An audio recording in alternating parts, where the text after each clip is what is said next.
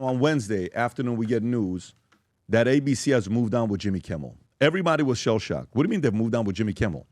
And then news came out that the reason why this happened is because the FCC, and by the way, it was over these comments. Let's play the clip to what the comments were, and then we'll get into a couple other things. Go ahead, Rob. We hit some new lows over the weekend with the MAGA gang desperately trying to characterize this kid who murdered Charlie Kirk as anything other than one of them and doing everything they can to score political points from it. In between the finger-pointing, there was grieving. On Friday, the White House flew the flags at half-staff, which got some criticism.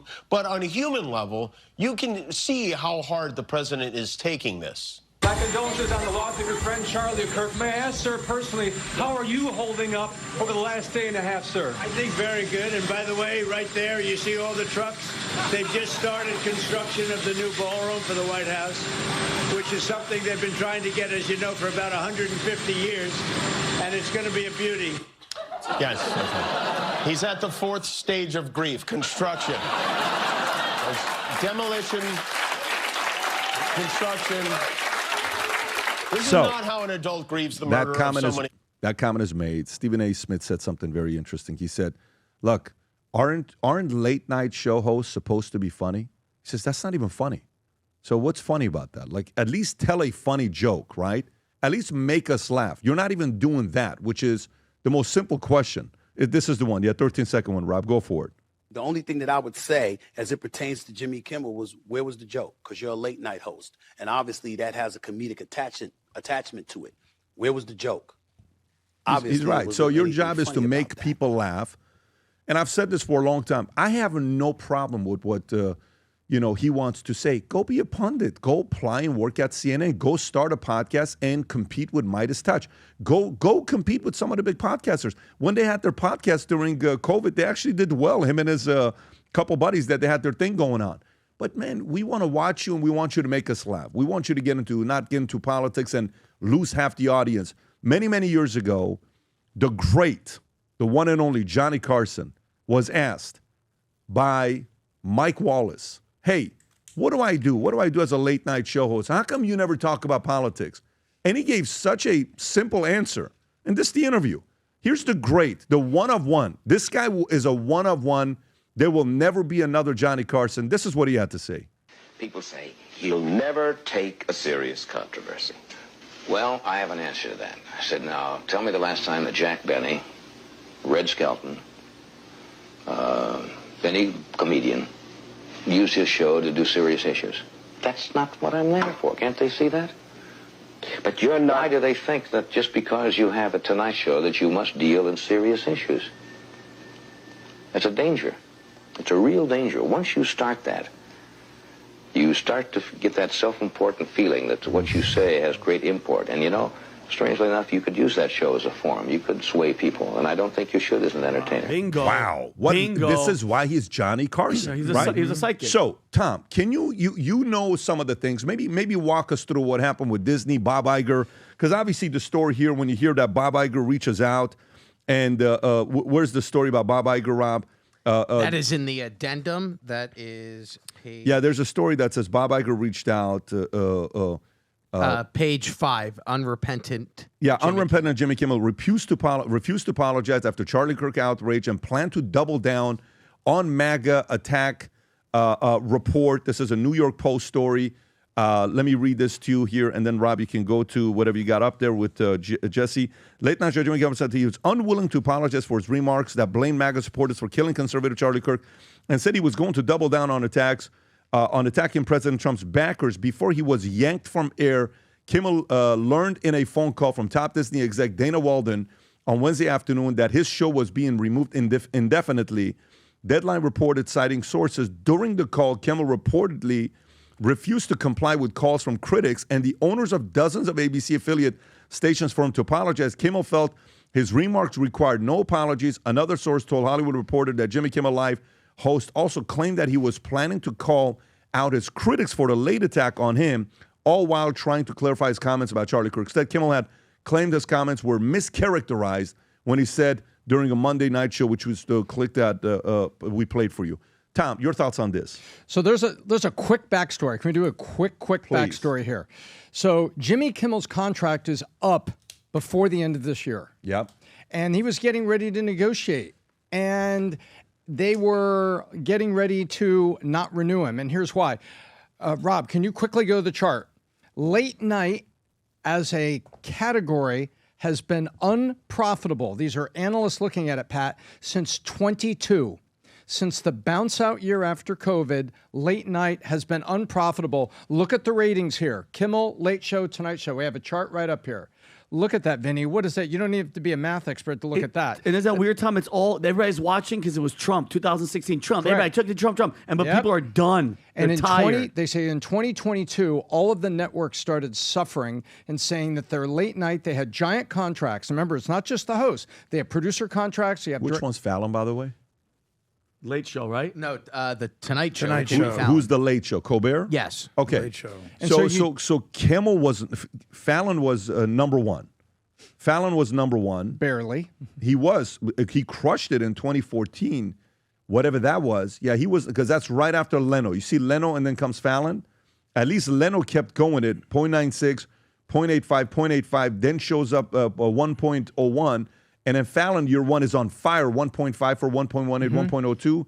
And then by year four, he fell below what Leno was and never recovered from it from 17 on. Go ahead, That's Tom. exactly right. So here's the backstory. Late night unprofitable since 2022. They're about to negotiate with Jimmy Kimmel. And guess what? This gave them the reason they needed.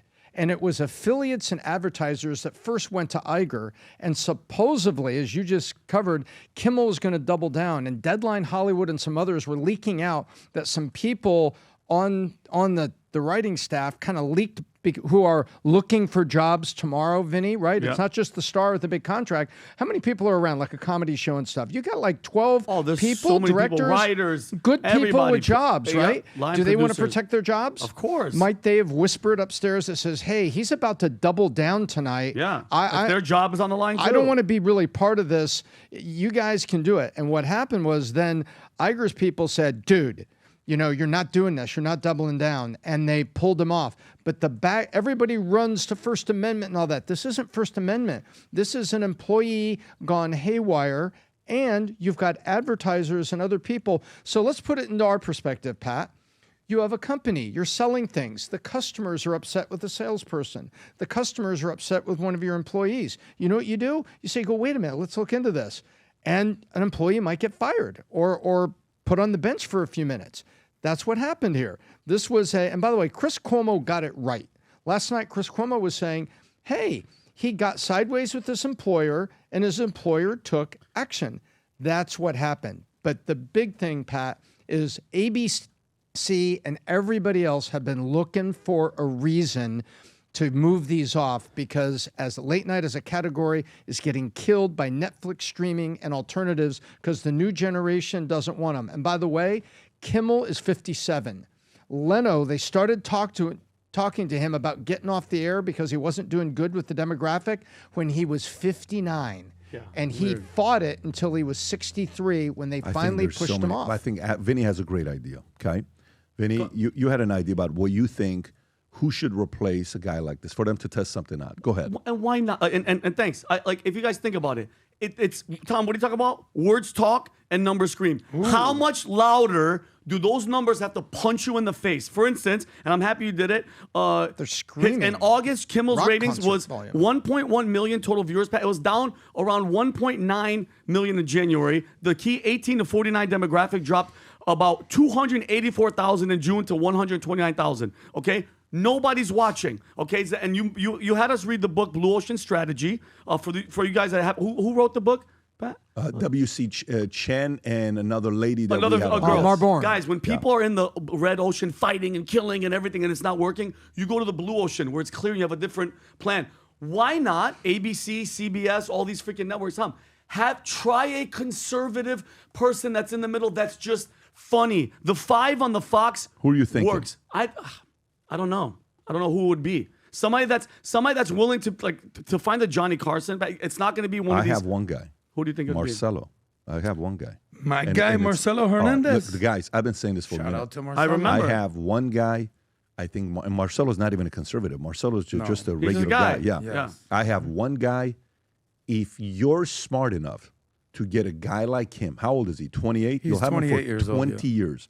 Now, they're probably going to wait 10 more years till he gets the job. They're probably not going to hire him at 28. Maybe they're going to wait till 38.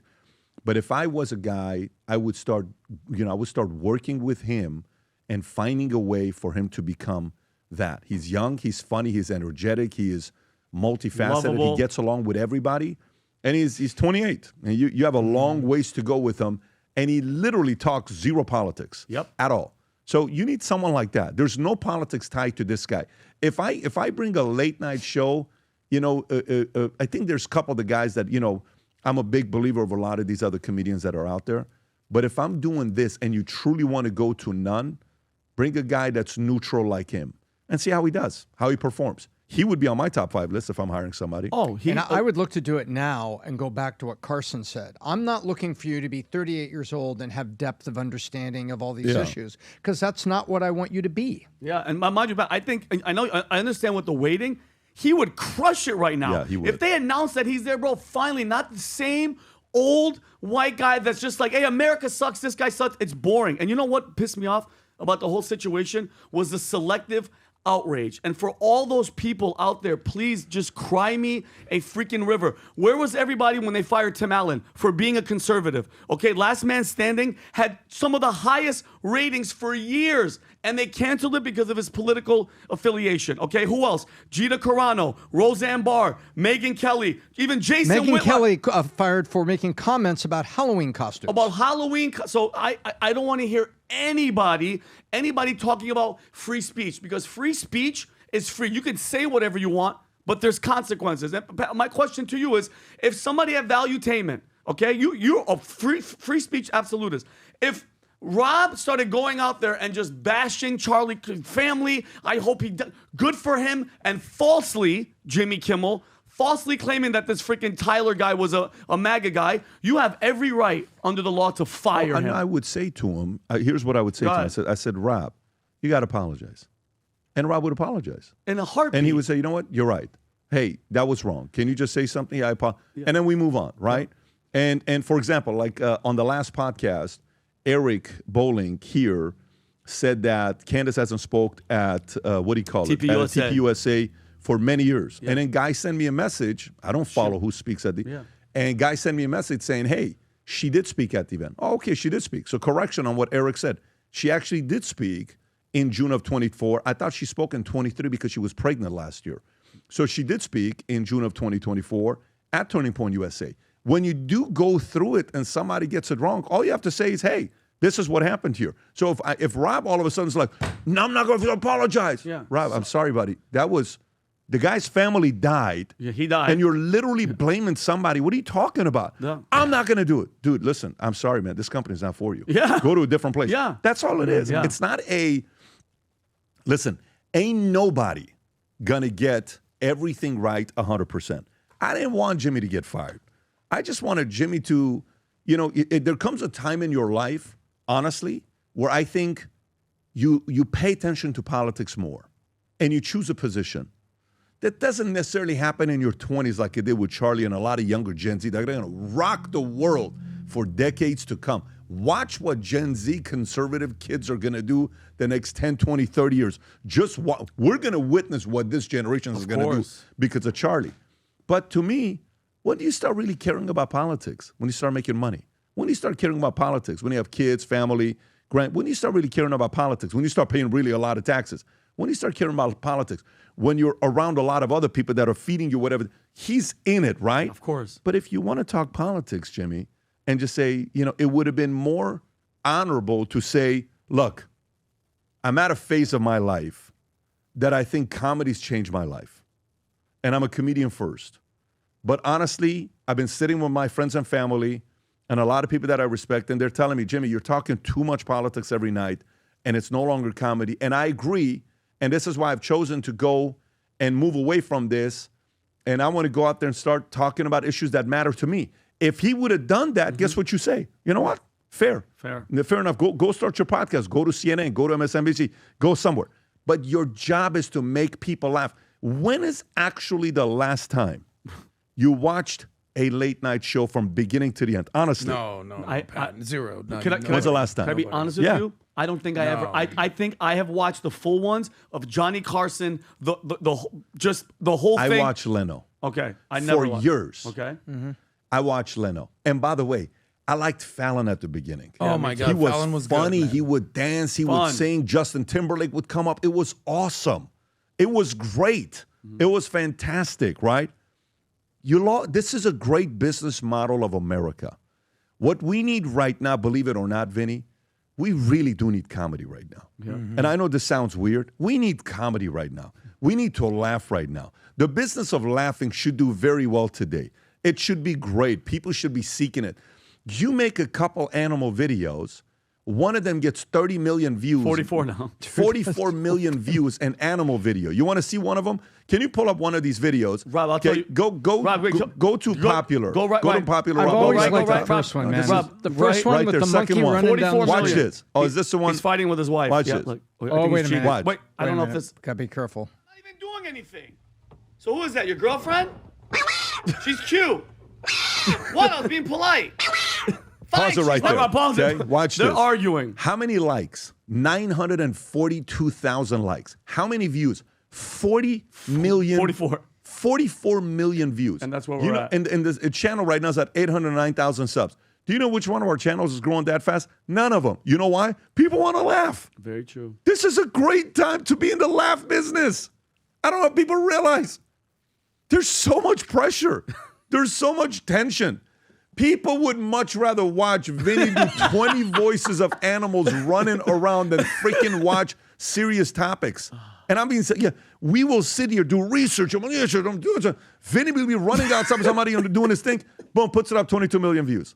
Okay, there is no politics in that topic. So to me, the reason why I'm saying this is there is a model for comedy on late night, but they're getting it wrong. Yep. Like the late night people that are running it, dude, there is a business model for it. It's not dead. It's not over. You screwed it up. There needs to be a basic policy. Make fun of both sides. Who the hell is the booker where out of 172 guests, Colbert had 171 was on the liberal side and one was on the conservative side. And the one that was conservative was Liz Cheney. Jesus. Who hates Trump. Did you invite Charlie? You missed out on having Charlie on your show? Are you flipping kidding me? You missed out on having all these guys on your show? Why not? It would have brought so many eyeballs. So I don't think it's dead.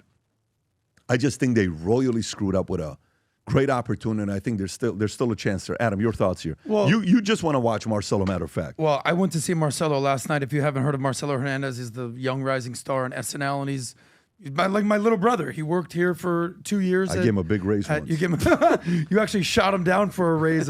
Because your show wasn't making money. Well, That's the truth. YouTube shows don't make money, but let's not go there. But the kid is killing it right now, and I'm so proud of the freaking guy. And his Netflix special is coming out. But you know what he is more than anything? Funny. Yeah. Here's the deal: Jimmy Kimmel is not funny At all. He's just not funny. You know how they always say, like, in the culture wars, go woke, go broke. Well, not funny, no money, bro. Yep. No laughs, Yeah, no cash. I remember when I one time talked to him. I said, Who, Jimmy Kimmel? No, Marcelo. Oh, okay. One time I'm telling Marcelo, because Marcelo would sit in the office, and you don't realize, we're his audience. Yes. He's working us all the time. Practicing. And he's just and I know what he's doing. Yeah. But I'm like, dude, you're so good. Like, he would just do his stuff all the time, right? And one day I'm like, so what do you want to do? He says, I have this special. So you got this. He said, I have this special. I said, really? Yeah. I said, so why don't we think about something for you to do here as a show? This is 4 years ago. He says, no, Pat, I can't. I said, why? My dream is to be on SNL. I'm going to be on SNL. Yeah. I'm like, Marcelo, let us get a podcast and a show going for you here. Do something with us. I can't. I have to be on SNL. This guy he says, Pat, he says, I would rather take $30,000 from Netflix than $1 million from anybody else just to make sure my special is on Netflix. Oh, yeah. Wow. He says, I have something. I know it's going to do well. I said, all right, do your thing. So what happens? The guy is now in Happy Gilmore 2, doing stuff with Bad Bunny, doing stuff with pretty much anybody and everybody. But moral of the story with this comedy stuff is it's not over with. Now, here's Barack Obama, okay? My favorite. When you're talking about, he's talking about comments about Charlie Kirk. Rob, I think you have it. Yeah.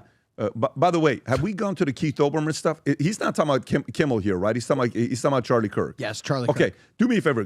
We'll come back to this. Trust me, folks. You have to watch this.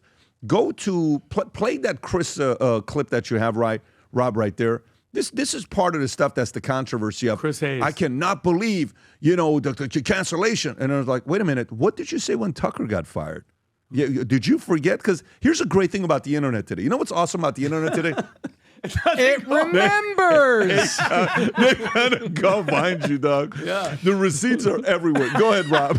ABC made the announcement Kimmel would indeed be taken off the air indefinitely. And this is just the latest chapter in Donald Trump's ongoing campaign to crack down on free speech, dominate the media, and essentially render the First Amendment meaningless. So it was for the journeyman cable news host Tucker Carlson, just fired from his third network. He believed he could say anything, no matter how vile, no matter how disgusting, no matter how offensive, no matter how dehumanizing or belittling. And if you act like a sociopath over and over and over and over, you will become unpopular on the national stage. That's just like a basic principle. Over time, by the way, probably not going to work out well I thought for he you. was going to say something else, like what popular? The guy was running the #1 show when he got fired. Yep. Okay, and even today, his podcast is a top 3, top 4 podcast on Spotify, ongoing. Okay, and he goes around the world interviewing guys. You don't have to agree with them. I don't agree with a lot of stuff sometimes Tucker says, but guess what? You can't say the stuff about. By the way, I invited Tucker to speak at the Vol conference. We have text exchange, he and I, 3 months ago. Invite him to come and speak. And I said, can you just give the landscape of what's going on? He had, I think he had something going on with hunting or something he had going on for himself. But so the story here is when you hear these, I can't believe what they did. Keith Olbermann, can you pull up with Keith Olbermann? Keith Olbermann, there's a story of him calling Bob Iger apparently has joined MAGA, folks. Bob Iger, yeah, of all people, sure. Look Disney at this here. CEO, real Burnt MAGA. in Hell Sinclair. This guy's just, alongside Charlie Kirk. Are you Unbelievable. flipping kidding me? Are you flipping kidding me to say something like that? Now, the problem with this guy is he's been fired so many times. There is no more firing him. Oh, no, And yesterday, Destiny was apparently demonetized on YouTube. That's a decision that YouTube made. Did you guys see that or no? No, I didn't see that. Yes. I think that happened because he said something. What did he say? Another clip was circulating that he said, I hope Charlie Kirk's, you know which one I'm talking about? Right there. Zoom in a little bit, AFP Post. Come on, Destiny. Liberal streamer Destiny, who recently refused to disavow the political motivated assassination of Charlie Kirk, has been demonetized on YouTube. I don't like to see it. I don't agree with 99% of what this guy says. If this guy doesn't incite violence and say things like that, you'd still be up. We still need the opposition of arguments. Yep. But there's one rule I have: the inciting violence. Okay? All the other stuff, people want to make fun of him, how he chose to be married to this other girl, how he chose to be. That's his personal life. I don't care what he wants to do with that part. But you cross the line and you say something about Republicans and MAGA and capitalists and all this with Sam Piker, these guys, there's a slippery slope. Vinny's been working on something for the last 6 months, a shirt that he's excited about. Truly, he's excited about. And I want Vinny to tell you about the shirt here. Go for it. Thanks, Pat. So guys, like Pat said, I've been trying to work on this shirt for almost a year, Pat, if I'm going to really break it down. And we, traveling, Italy, this, that, never got back to it. But now I think this is the best time, especially with the battle and everything that we're going through right now. I'm calling it like the faith-based line. It's a faith over fear shirt. I have the cross in the front, boom, in the front to let everybody know where you're at. And then I have this on the back. Faith over fear, and the Hebrews 11:1. Adam, you like this? Thank you, His buddy. faith is confidence in what we hope for and assurance about what we do not see. Everybody knows this. Jesus Christ was born Amen. over 2,000 years ago. None of us have seen him. Nobody's talked to him, but guess what? We believe. Okay, that's a faith. And the greatest story of faith I've ever heard, Tom told me, it was a centurion Roman soldier, and he saw Jesus, and he went up to Jesus, and he said, Jesus, my young servant is at the house, and he's paralyzed, and he's in immense suffering. And Jesus goes, shall I come and heal him? And the centurion, by the way, a Gentile, looks at him and says, Lord, I do not deserve to have you under my roof, but just say the word and you shall be healed. Think about that, Pat. So Jesus turns to his disciples and he goes, I have not found anyone in Israel with such faith. And he says to the centurion, he goes, go and let it be done just as you believe it would. Okay, and the servant was healed. That is faith. guys. So, and if you have faith and you are a Christian, you have nothing to fear. In the Bible, the command of do not fear, do not be afraid is said 365 times in a different variation, okay? And that's one for every single day. So if you have faith, guys, if you have faith in God, in Jesus Christ, you have nothing to fear. Nothing to fear. And that's what motivated me. And I made this shirt. Boom, it's on the website, Pat. We have black, there's white, there's maroon, and there's different variations, Robbie. If you can, the shirt, boom, faith over that's fear. sick. No, it's ridiculous, bro. Look at the white one. And by the way, you know, like I wear my cross, guys? Yeah. When you wear this shirt, you don't need jewelry because that lets everybody in front of you know. And then when I leave, Respect. boom. Gang, Boom. go support it. Love it. Vinny's merch, Faith Over Fear. White, black, gray, red, pick and choose. It's out there for you to order. VTmerch.com. If you enjoyed this video, you want to watch more videos like this, click here. And if you want to watch the entire podcast, click here.